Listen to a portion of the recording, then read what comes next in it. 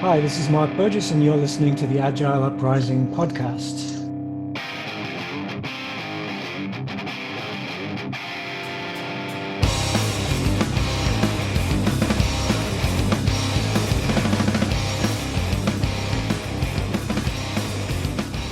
Greetings and welcome to another edition of the Agile Uprising podcast. I'm your host, Jay Hrcsko. Joining me tonight, I have fellow board member, Texan extraordinaire, Chris Murman. Do you notice how fast he said all that so that he could get it out before starting laughing? Absolutely. We have recurring guests, Mike Caddell. Hello. And Joel Stone. Hey, everybody.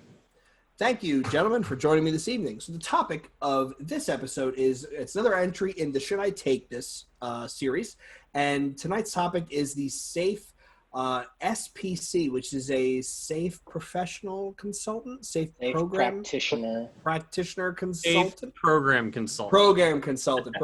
If that was practitioner, well, I guess they'll take away my cert now. How many SPCs does it take, right? Yeah, right, to figure out what it stands for.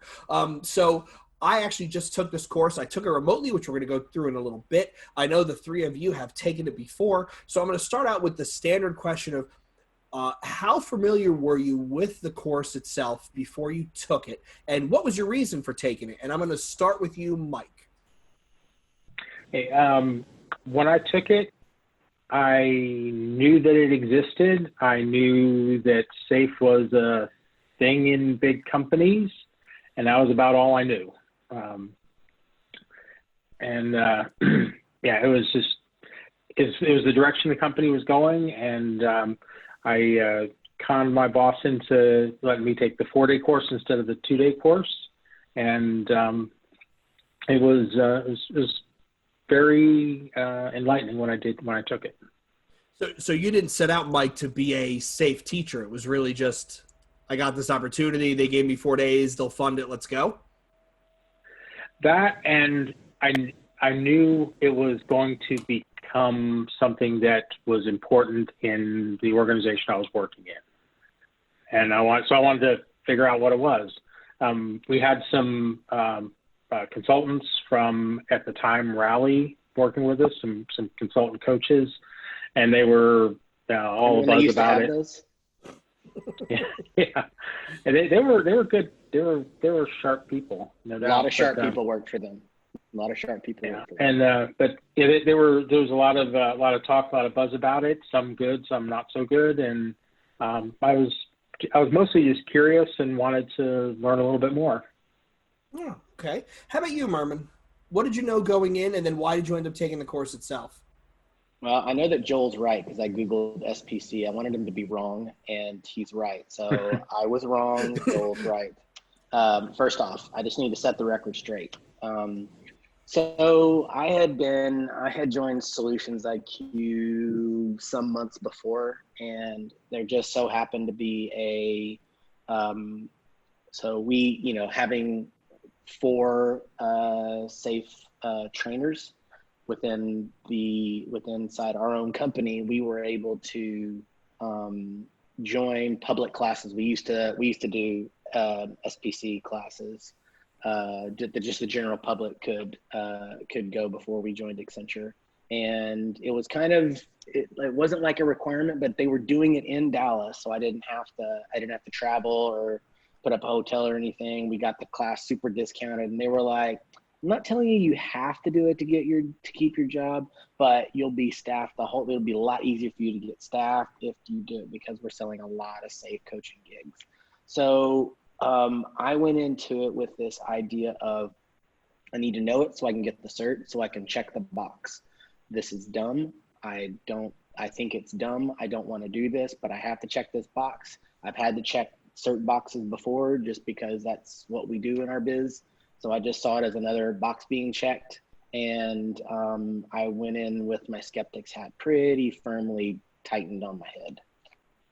Okay. And how about you, Joel? So I went and got my SAFE SPC.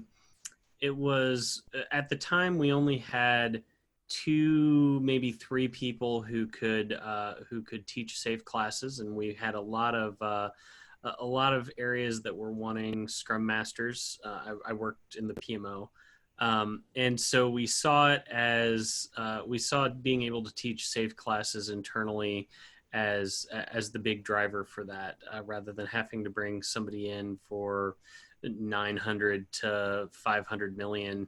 I mean, you guys know how it goes. Yeah. To do the class, we could effectively do it at cost, right? So we wanted to be able to increase our internal staff who could do that. And that was actually kind of my introduction to Agile coaching as well. So that was kind of the start of Interesting. a lot of my official Agile coaching was after that. So it was, I wanted to do it. I was excited about it. At the time, I was a strong, safe believer. I knew the book and I threw it at people regularly. Oh, you're one of those people. I was one of those people. So now, how many, before you took the SPC class, how many arts had you been a part of? Like, had it been used at your organization already? And No. so you kind of went in with a bit of, so you had no experience launching arts before you. Correct. Okay. But you said you threw the book at people. So how did you get this book of knowledge prior to taking the class? So, okay. So I had taken a couple of other safe classes, the Scrum Master class, the Leading Safe, etc. And at the time, the religious zealots on either side were deep in the trenches at war with each other in the company. So, it was kind of interesting at the point in time when Agile everyone who was pushing Agile and trying to help us grow in Agile should have been on a united front. We were all engaged in kind of a war of Scrum versus Safe. I mean, you guys know the war, right? Mm-hmm. Well, it's more than just that war. Like, the war has become, the Holy War has multiple fronts, and they're all kind of like, yeah. Because Scrum and scaling play nice now, because each Scrum Alliance, Scrum.org, they all have some scaling framework that they endorse. Yep. I mean, Sutherland created one. So it's no longer a safe versus Scrum thing. It's hey, if you're doing Scrum, like, we want you to do good Scrum. But if it happens to be more than 8 teams building the same thing, or 7 or 8 teams, I was told in my class, they're like, that Scrum breaks down after about 7 or 8 teams. I don't know the math behind that, but that's what I was told. That's that Scrum loses its, Yeah. In fact, one of the things that they in my SPC class that they said was, and the SPCT that was teaching it went on like a half an hour rant about this, and it was there was at the time an argument as to whether or not Scrum was compatible, or what's the word I'm looking for? Basically, that Safe breaks Scrum, like it breaks from the Scrum guide. That it's not consistent with the Scrum guide. And some people would say that. Well, and at the time, that was a huge thing in the religious wars of the time. And he literally took out a Scrum guide and said, I dare somebody in this room to read every page on this and tell me what's not compatible with Safe, or what's Safe. That's someone who really believes in what they're selling, huh? Yeah, absolutely. I don't know, Mike. So Mike from Joel answered. Had you had any Safe experience prior to your class? 0. We were doing something that closely resembled less, but it wasn't formally less. It was just trying to do the best Scrum we could, and being as good as we could. I do have to say, I kind of disagree, or at least in my experience, I've seen different things with where Scrum starts to need more than just Scrum. And my experience has been when you get to be 4 to 5 teams or more than one product backlog. That's my experience. That's where you kind of need to start getting a little add something else to coordinate. Yeah, Jay's a bit of an odd duck because he just takes cert classes. He doesn't even know.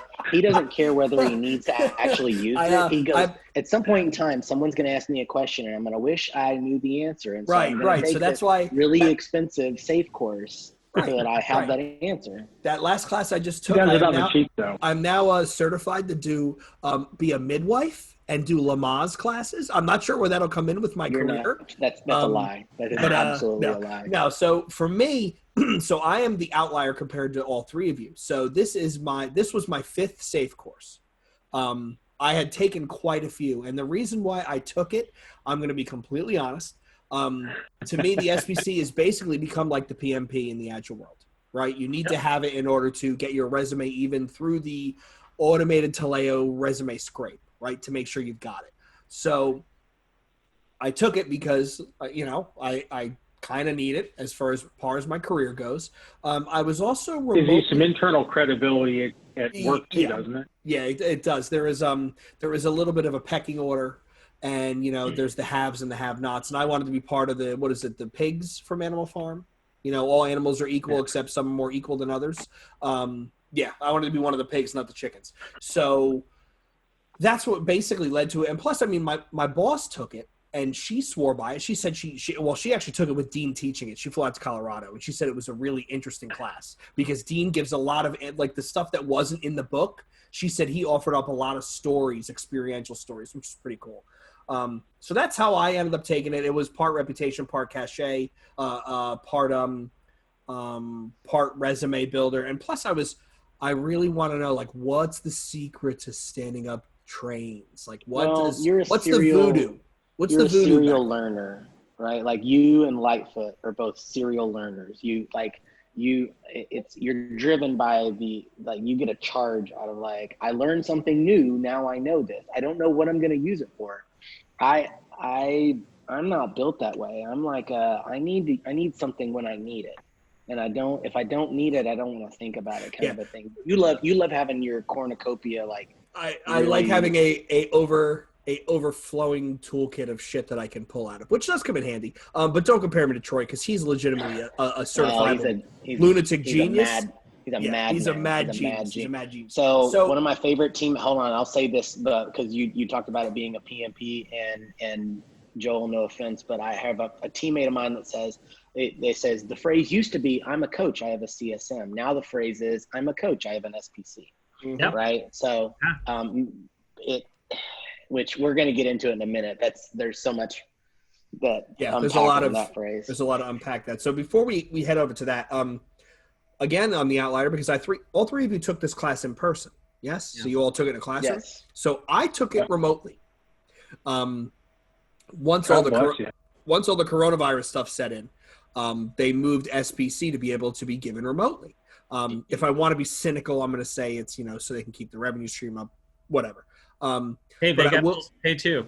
Yeah, and I will give a shout out to the vendor. It was Agile Big Picture. So it was Michael Casey and the brothers Case, Jake and Jared. They did a fantastic job with this course. I really think they did a great job. They did it as engaging as you can be teaching such heavy a course over the internet. The class was not big. I think there was 9 of us. Maybe. So we had a group of 5 and a group of 4. You got some real learning. You got lots of conversation. Yeah. There was a lot of really good conversation. We stuck around afterwards and had some conversation. So, I got to give a shout out to them. I'm going to link to their website. I would suggest if you're going to take it remotely, take it with these guys. They had everything set up ahead of time. When we broke out into teams, there was this Google Drive with all the template docs set up. It was really, really, really well done. So kudos to them. We don't really do public classes anymore anyway, so you can give away someone else's digital. Oh yeah, you guys are just not precious. So I took it remotely. All of you took it in person. So when you think back to the course materials, I'm going to start with you, Joel. What were your thoughts? When you're going through the course, was it what you expected? Was it not what you expected? Was it easier? Was it harder? What did you think? So the first half of the class is essentially leading SAFE all over again, right? And so I had already taken that, so I was very familiar with it. I picked up on some nuances and how they had a little bit more discussion about about how to teach different aspects of it and things like that. But overall, that was pretty on par. I think the part that I found really interesting was when we got to the second half and started talking a lot more about transformation and change management. Of course, they pushed the roadmap really hard, but a lot of the stories, a lot of the discussions didn't focus as much on the roadmap as it did really on in the trenches and transformation and how to convince people to do this sort of thing, right? So it was, I think it was different than I expected, because I think I assumed that they would just teach kind of material out of the book, out of the the safe playbook.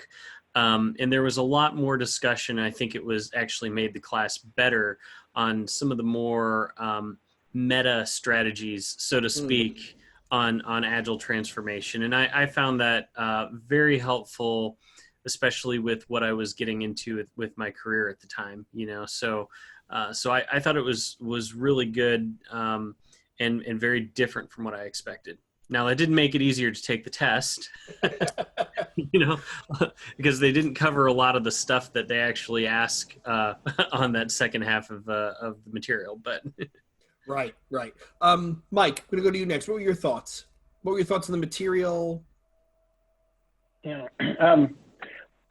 It was all brand new to me, and one of the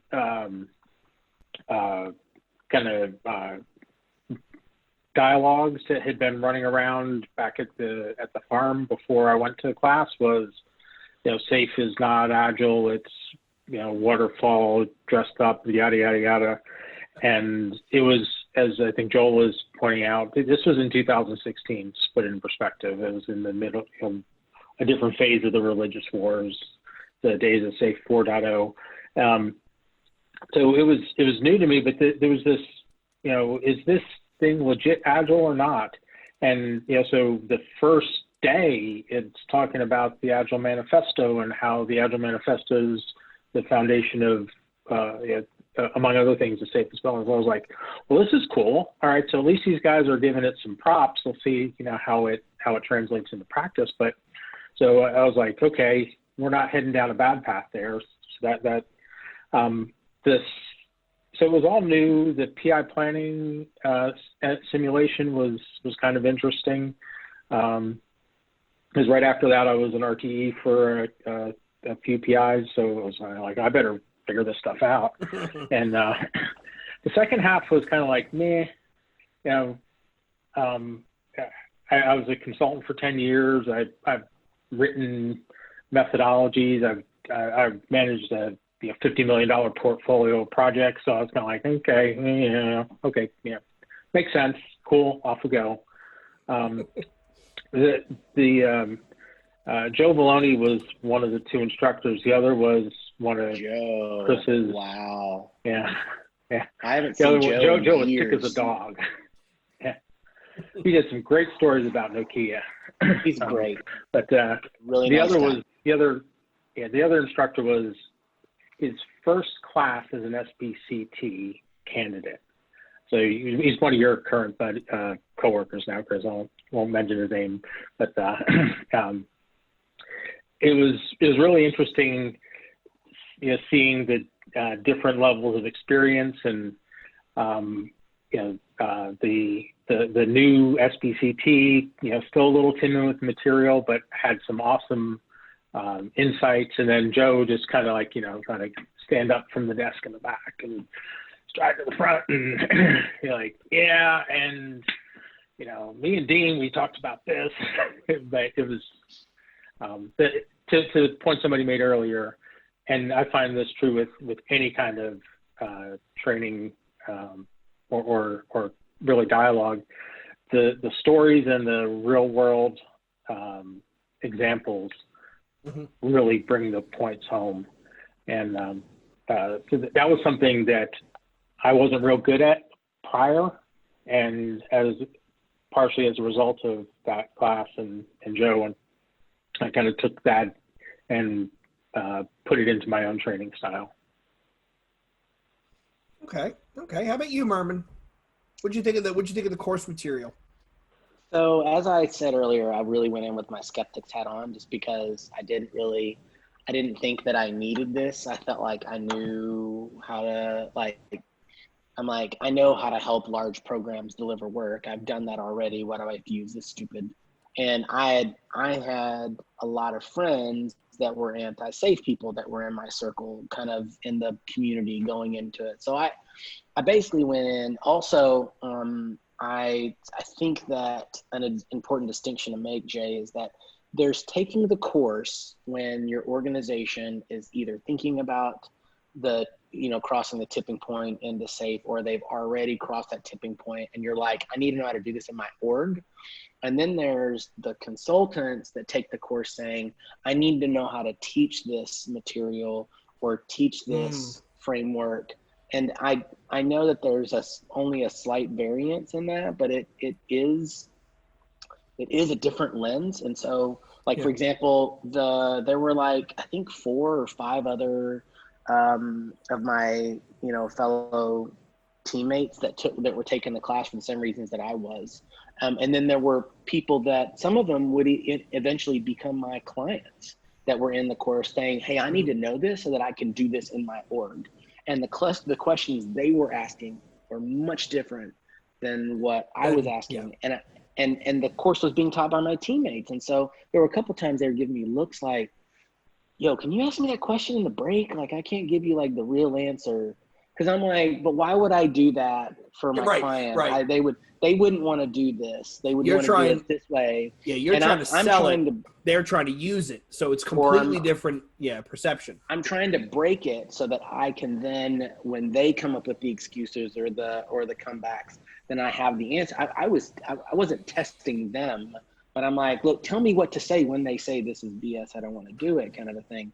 Also, you spend basically most of up until lunchtime of the first day, or maybe even most of the first day, just going through not one set of principles, but it feels like 15 sets of principles. Yeah. Now with the 5.0 material, you have the 7 core competencies, you have the Agile manifesto and principles, you have the House of Lean, and then you have to cover and then you have the safe principles, and the safe principles take even, they let you yada yada some. Yeah. You spend, and now that we do remote. Day and a half. Oh, I can, when I do leading safe, I spend, a whole day and some of the next day, just covering all of and one of the first things I did when teaching the class remotely is I said, look, I'm yada-yadaing half of this. Y'all aren't going to pay attention. You're not going to remember any of this. Look, read the manifesto, read the House of Lean, let's have a quick conversation and camp out in the core competencies and the safe principles, and then just be done with it because it's too many principles. I was Excuse me, Mr. Murman, is this going to be on the test? Yeah. Oh yeah. Oh no. One of my favorite is when fellow SPCs go, now, if one were interested in passing the exam, this is a piece of information. No. The whole thing is needed to pass the exam. Mm-hmm. Don't do that to try to make it seem like, oh, no. I saw a question on my enablement that was like this, so which they may not even get. So who cares? You're just posturing. Yeah. Whatever. Sorry, man. This is this entire podcast is going to be a soapbox for me. I am sorry. So I will say this. So again, I'm the professional learner, right? So this was my 5th safe course. The course materials, because I'd had so much of the underlying materials, it was a bit kind of boring. Before going into this, I had taken leading safe, I'd taken the RTE class, I'd taken the LPM class, and I'd taken DevOps, right? So I'm a professional safe dork. Yeah, it's terrifying. So you went in the SPC kind of through the back door. Or it's like you had learned all the other stuff, and then you just kind of then you just sat there for however many days to re-go through stuff that you'd already gone through. So it was almost like review for you. I told him he could teach half of it before he took it. It was, it's true. Mike did say that. It was, probably did. For me, the thing about the material I was most curious about was how SAFE prescribes figuring out what arts you have before you launch them. right? That's what I really Find the wanted to kidney. learn, because I was convinced that was the like secret sauce. There's voodoo chicken waving and all this other crazy stuff. And no, you just build a value stream map and then you See, apply applications. I was completely, and it's no offense to Brothers Case, if you're listening, Michael Casey, it's no offense to you. I was just completely underwhelmed because I thought there'd be more. So because I've rarely seen an SPC class where where the leading safe portion of it didn't take more than 2 days. In fact, a lot of times for the SPC, they go even deeper into the simulation, which we can talk about the simulation whenever you all want. But I got some challenges there. And for the record, if any clients or my teammates are listening, I like this framework. I'm just talking about the class, okay? There's some challenges I have with the class. I like this framework. I like doing it. It makes a lot of sense. I'm not complaining about SAFE. I'm complaining about the class. But to the point of value stream mapping, we were behind. It took us 2.5 days just to finish the leading SAFE portion. Almost to the end of the third day. See, we finished the cooked leading through ours. So we had to jam through things. So when we got to value stream mapping, they're like, do the operational steps, then do this and do that. And I was like, and that was before the whole finding the kidney piece had made it into the SAFE material, because y'all know that's in there now, but that we didn't get into like, what does that kidney mean? And it really was like, I was like halfway through my first value stream mapping workshop. I was leading the workshop. I was halfway through my third value stream mapping workshop before I figured out what finding the kidney was. Like, that's something we should be spending time on in the class. Our teacher, I got to give credit to our teachers. The first day they asked, what classes have you taken already? And when they saw that the entire class did leading safe already, they said flat out, they said, look, we're going to shotgun through this because you all have taken this course. We don't want to, beat this horse to death. Right. Honestly though, for as, and I'm going to use air quotes here, but as advanced as the SPC class is, I would think that SAFE would actually want to put some kind of prerequisites there so that you can focus more on that stuff, right? Right. There's no reason why SAFE couldn't very reasonably expect people to have taken leading SAFE before they take the SPC, Yeah.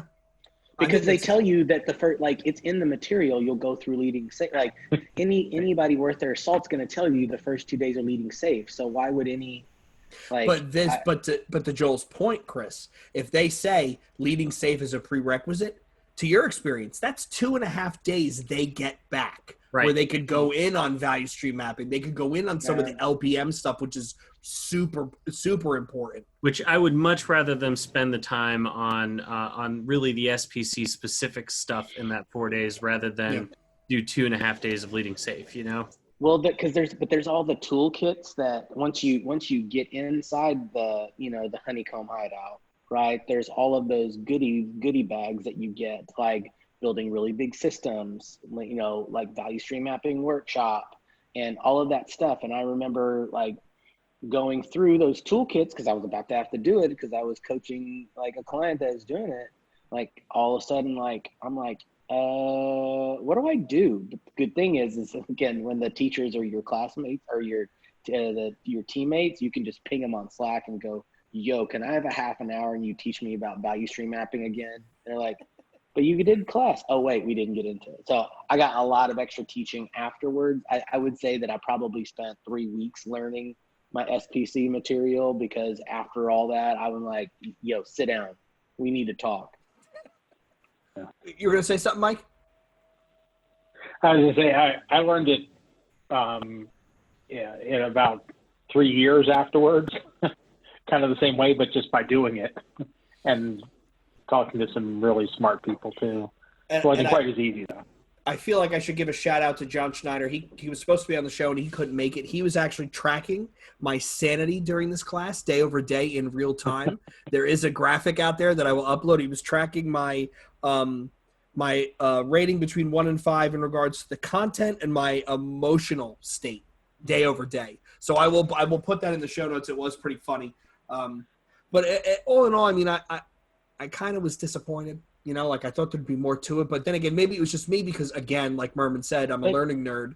Like I'd already taken all the supplemental stuff. No. See, this is the thing, right? For the record, John Schneider, you're ducking me, and I think it's chicken that you didn't come on this podcast. right? Show up like a man next time. That's all I'm going to say, Schneider. And I don't care if you can come tell me to my face what you think. He's like my little brother now, so I have to treat him like big brothers do. The thing about that they don't tell you, here's the secret behind the SPC class, is there's this idea of like, as soon as you take the class and pass the test, you got all the goodies you need. You can just go like map and launch arts like all the live long day. You got this stuff. No, you don't.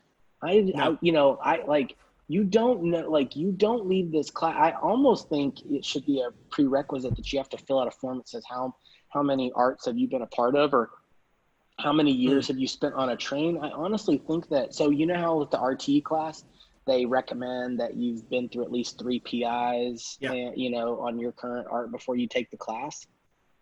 It should almost be that way with the SPC, because like I got my SPC, and the client I was working on, I wasn't launching trains right then and there. So I had time to kind of like ask a few questions for other folks that were doing it. I was just kind of doing basic Scrum stuff at my client. Or in my area of the company I was working at. But the next client I went into, they brought me in as Chris is an expert. He knows what he's doing. I sat off on the side while they were teaching Leading Safe. And they're like, Chris, what do you think when you do this? And I'm giving great book answers. And I'm like, yeah, when we launch your train, you'll do this and you'll do that kind of a thing. I had no idea what I was talking about. None at all. And we're supposed to be guiding this thing just because I passed one of the hardest cert exams I will probably ever take, ever. Okay, so thank you for that segue. So what did you guys think of the test? Murman, you said it was difficult? I got a 70, I got like a 74, and I jumped up for joy. So excited. 78. I think like 75 would have been a failing grade or something. I got a 78, and I was so thankful because I had teammates that failed it. And they had to pay out of their pocket to take it again. And I'm like, I don't want to pay $50 to take this course again, but I'm a horrible test taker, like horrible test taker. Like the SAT was like, ACT were like nightmares for me. So I was scared to death. I just wasn't going to pass, and it was going to take me. I knew there's some people that Jay, that took. I know, 3 times. They're on our board that took 3 them times. 3-4 times to pass the course. Yeah, I know. Joel, how about you? So I guess I'm a little bit unique with SPC because it was the first safe exam that I had tried a new study tactic for it, and ever since then, in every safe class I teach, I explain my secret study tactic to everybody. Of course, no one does it, and then they get mad when they fail the test. But what I did, and this made the test actually pretty reasonably easy for me, was when you go through the practice exam. And by the way, if anybody is listening, you can use this on any safe exam. This works perfectly. When you're going through the practice exam, every time you read a question, keep a notebook right beside your computer and write down every word or phrase in any of the questions or answers that you can't explain to somebody sitting right next to you really comfortably, right? And write those down. Go through the entire test. It doesn't matter whether you fail or not, right? Because that's kind of irrelevant to do that. And then it does matter if you fail it or not. It does, but at this stage in the study process, it really does. Oh, my bad. Right? So you go and on the SAFE website, you look up every single one of those terms and study it, read it, and look it up, etc. Go through it till you feel comfortable, and then rinse and repeat. Do that over and over and over again until every one of those terms, whether it's in an answer, a wrong answer, or whether or not you know the answer to the question, be able to explain it. Because what I found on some of the earlier SAFE classes was that I had taken was that all the topics and the phrases and the terms were all the same, but of course they switch all the questions up, right? Mm-hmm. So you could get 80-90% of what's going to be on the test just by understanding all those words and phrases. And so I did that over and over and over again. Felt pretty comfortable with it. My list was pretty short because, of course, you forget things between, right? So yeah, you'll have a lot of repeat things showing up. Took the test, and I don't remember exactly what I got, but it wasn't a too bad of a score. So. Okay, wait. So Joel, look me in the eye. I'm going to ask you a serious question. When you say write down the words you don't understand, Yep. How many questions did you Google? None. Why would I? Like, all of that stuff's on the scaled agile framework.com. Like, It's kind of like Googling, though. You just put in the search bar the question. I didn't put. It's I never basically put the same thing. I always put the word or The term. Yeah. But related to that, and this is, I'm sorry, Jay, this is off topic for this, but one of the things that happens in every single SAFe class I teach is you'll get to the end of the class, right?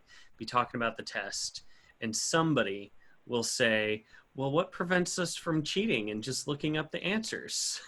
And I say something to the effect of, our values. Are you an honest person? Wait, that makes you a dishonest person? Well, ever since what? 4 dots. Oh, I know what they tell you. I know what they tell you. All right, we don't want to. I always, when I teach leading SAFe, I always say you should definitely not Google answers. You should definitely not do that. Oh, yeah, no. We're not going to impugn Joel's good name on, for I'm sorry, I'm the audio scumbag. record. I'm the scumbag. I'm the baldy with the scumbag. See, I have to live with these people afterwards. This is true. Being an internal coach. Mike, what did you think?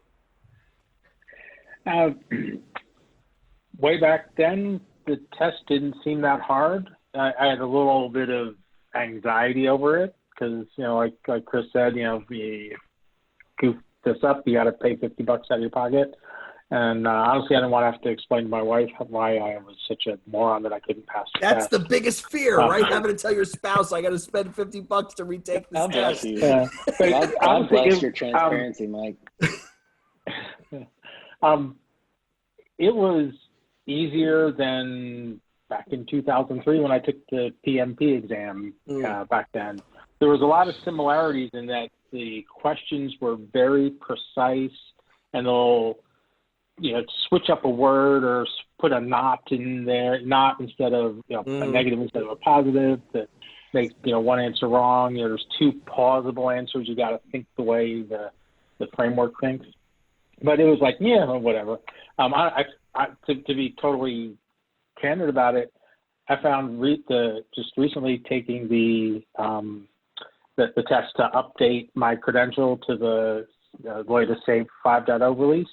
That was more challenging for me than taking the first one, maybe because I didn't have a base of knowledge and terminology, because a lot of terminology got subtle tweaks and just it was something I had to put a little more effort into. But when I took the first one, I was kicked at myself. I got like 1 or 2 questions wrong. I was like, doggone it, what did I miss? I will say that here's the crazy part about, I said earlier about like it doesn't make sense because you haven't done it, and the SPC makes a whole lot more sense when you've done it, kind of a thing. Now that I've been launching trains for 3 years and taught the class numerous times, every time I do my enablement stuff, I just watch the enablement videos to see what's changed, kind of a thing. And then I just speed through it because it I'm like, look, I can't lose my cert, so maybe that makes me feel a little bit. But what I will say though, is that having done it, it makes more sense. What I will also say is, for those of you that have never taken a SAFe exam, almost always, here's the key, is that 2 of them are definitely wrong. Like, it's easy to tell the 2 that are definitely wrong, right? and it's just two that you got to figure out. And to Mike's point about the wording, you got to go, all right, step through this and go, does this make sense based on what I've learned and read? Does this make sense? And 95% of the time, you're going to be right. Or you check your notes, as Joel was saying. There's Joel usually was not something that saying can be done. for the record. Joel was definitely saying that for the record. Joel was definitely saying that. So I definitely think out of all the SAFE exams I've taken, the LPM was still the hardest, which is funny because it came up in the course how my instructors were involved in like one of the alpha classes to help design that exam. And I said, oh, I have you to thank. And I think it was Michael Casey said, oh, what'd you think of that test? And I looked at him and I think I said this in the podcast. I said, I'd rather do my own vasectomy than take that thing again. It was brutal. Do you know how many times he's used that phrase? I know, I use it all the time. This, comparatively to some of the other stuff, I don't think it was as hard. But again, I've been dipped enough. I blasted through this. I think I got like a 93 or something. But again, I've taken 5 SAFE courses. I know all the underpinnings. The only stuff that was new to me was the whole, how to instantiate a train, that sort of stuff. But all in all, I mean, I think it wasn't that terrible. So last question I have for you guys. Who would you suggest take this course? And I'm going to start with you, Murman. If someone's listening to this podcast and they want to say, oh, should I take this? Is it for me? Whom would you suggest would benefit by taking this course? Definitely not someone who has never touched any of the material before in their life and isn't expecting to, and definitely not someone who has to launch a train, in the next 3 months. Definitely don't do that. You should go to Accenture.com/Agile and find the Solutions IQ website and find one of our consultants, and we can come in and help you do this. You shut your mouth, Jay. You shut your mouth. I'm not saying anything. No, seriously, find someone that's done it before. I would say that take the course if you've been a part of a train, or if you've either been a part of a launch or a couple of launches, and you're like, hey, is this framework worth me expanding my journey and potentially either teaching a few classes or helping either my internal company or clients do that themselves. But you need that experience first. Otherwise, you're just going to be feeling around the dark for 2 years, like many of us have been. Right. Maybe not 2 years. I mean, you may pick it up faster than some or whatever, but. Right. How about you, Joel? Who would you suggest take this course? That's a tough question. I would probably say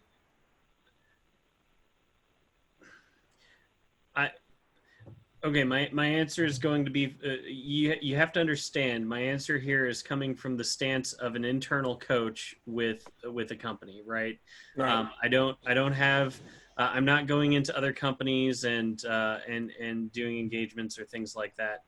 But I would say the people who need to take this sort of class are your enterprise coaches who are going to be asked to go implement SAFE into various areas, as well as I would say key leaders in the organization who are asking them to do that. Okay. From my perspective, it's not enough to have your Agile coaches or your or kind of your project management side of the house folks to be change agents for SAFE. You actually need somebody in leadership who's on the leadership team to go through it, preferably at the same time, so that you can work together from both the perspectives that those bring. Good point. The leadership one is always the one that gets forgotten and left out in the cold, and then we get frustrated and don't understand why they can't. Why they don't understand they don't need SPC. They just need to sit through half of leading SAFE. They'll be fine. Sure. That's what we say, but I think it always works better when your change agents are people both from the Agile side, but also from leadership as well. I think you build a lot stronger of a partnership there. Mm-hmm. How about you, Mike? Thoughts? Who should take this class? I kind of agree with what Chris said. People who are going to be guiding organizations through some sort of SAFE journey. But in addition to that, I think somebody who's worked in a skilled Agile environment for a bit and maybe is getting ready to step into an RTE role. I haven't taken the RTE class, whole long story, but don't waste your time. Yeah. Either before or after the RTE class, not sure. Jay, you take it. Chris, I'm sure you've taken it. You guys could opine on that. But so somebody who's fixing to move into an RTE or somebody who's been an RTE for a while and is looking to get a little bit better grip on things. And if somebody who is in the position of leading and I'll use the term managing people who are, coaches, change agents, RTEs, even Scrum Masters, I think it would be an awesome insight for those people. Like Jay, you said, your boss took it. Yeah, I would echo what all three of you have said. I think if you're in a position of influence going through a transformation and the decision has been made preemptively, which we can argue that later, to go with SAFe, I think it would behoove you to take it. If you are going to be in a leadership role at a top portfolio level of an organization that's going to use Scaled Agile framework, I think you should take it. If you want to go and be a freelance Agile consulting coach and do what Murman does, don't take it. Do you definitely need to take it because it's the only way you're going to get through the automated resume parser? I wish he was lying. I mean, truthfully, if you're in a safe shop, it does make sense. I wouldn't tell the new Scrum Master to do it, but if you, like you said, I think Mike said it, and even Joel said it, right? You've been an RTE, you bounced around a bit, you're starting to pick up more and more about what's going on in how you do what you do. It can't hurt. Take the course. It can't hurt. But granted, it is fairly expensive. One of the more expensive courses I've taken. Actually, I think less was more expensive than this, but whatever. But yeah, it was. I think if you're in that mode, that's definitely the one you want to take. I would chime in there though, Jay, and say that don't take this. If you are brand new to Agile or even brand new to SAFe, don't take it. Yes. Right? Yes. Like we had a couple of people in the class who that was the first time they'd ever seen the Agile Manifesto. Please, that wasn't me. That wasn't me. Yeah. Like if it's your first exposure to SAFe, I think that's okay, right? But if it's your first exposure to Agile, then please, there are plenty of other cheaper classes to go through first. I would say leading is a better intro to the framework without getting too hot and heavy. I would say that I hate to say that Jay does anything the right way, but kind of the way that maybe not take 17 SAFe courses before you take your SPC, but you could take leading SAFe, you could take the DevOps course, and then SPC or PO or leading and then POPM, or leading and Scrum Master and then SPC. I would say that's a good progression. And for God's sake, launch some arts. That's it. Yeah. All right. Or working in art. It's not all about launching art too. Yeah. Working in art. Yeah. Because So once you launch there's them, plenty of it's SPC just as that hard makes to sense. sustain them. Now, Again, there's a huge difference in running an art and delivering in an art and identifying value streams, launching them, going through pre-launch activities. Like it's a completely different skill set. So leading is for the folks that want to execute, to lead the tipping point, that kind of a thing. SPC is like, no, I need to understand this so I can teach courses and launch trains. Like that's what you do. Also, I'd argue that having run an art and delivered things will give you insights into how to better construct and launch them. Right. That's the smartest thing anybody said tonight. That's a great thing to end on, Jay. Yeah, we're gonna end on that. We're going out on top. I want to thank Joel, Mike, and Chris for taking the time this evening. I want to thank all of you listeners for tuning in again. If you like what you heard, blah, blah, blah, blah, blah, Discord, Discourse, Patreon, iTunes review, Google Play, PodHub, RedPod, XPod Hamster, whatever. Dear Wherever your God. podcast choice is, give us a review, a rating. That's how others find us. So you need another beer. Yeah, I've only even had one. So I do want to thank everybody for tuning in. Hopefully this this episode was enjoyable. And I do, again, want to give a shout out to Agile Big Picture, the brothers Case and Michael Casey. They did a great job in my course. Once again, I'm going to thank everybody. And this is the Agile Uprising podcast signing out. Wash your hands.